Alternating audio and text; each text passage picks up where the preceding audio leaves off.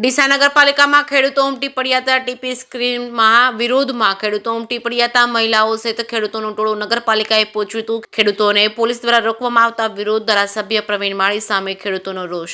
ખેડૂતોને નગરપાલિકા જતા રોકવામાં આવ્યા હતા। જે કેસની ગુજરાતી સાથે ભરત ઠક્કર, ડીસા।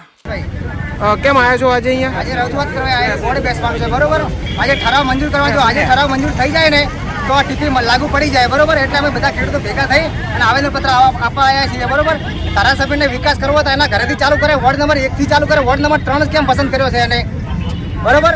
અને એને વિકાસ કરવો તો 1 થી 2 થી 2 અમને સારો લાગશે તો અમે પછી વોર્ડ નંબર 3 માં કરાવશું, બરોબર।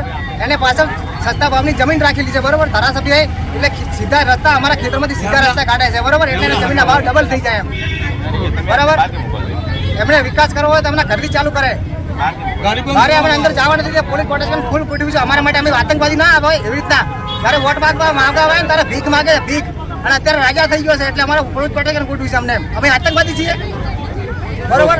આ ટીકરા વિકાસ કરો તો ટીકરામાં ભાવળ ઉભા થયો કરે, નદીના અંદર કરવા હોય તો એમને। મારું નામ શૈલેષભાઈ નાગમંચી। ગરીબોને મારવાથી બધી હાલ શું રજૂઆત કરવા આવ્યા હતા? અમારે ટીપી રોડ જોતો નથી, ટીપી નથી જોતો, ટીપી નથી જોતો, અરજ કરો અમારે જોતું જ નથી કશું।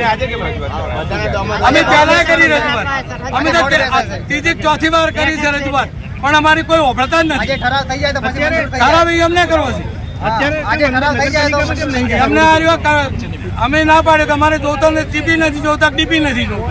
અત્યારે નગરપાલિકા કચેરીની અંદર કેમ નહીં જતા? એને અરજી આલવા આવ્યા કે અમારે રોડ જોતો નથી, કેન્સલ કરાવવા આવ્યા છે।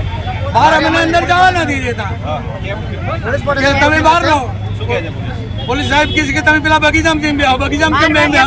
અરે સોના મીટિંગ કરે, 12 વાગ્યા પછી બધું પટી જાય પછી અમારે બોર્ડમાં અમારે જવું છે અંદર। અમારે અંદર નહીં જવા દેતા। આજે મંજૂર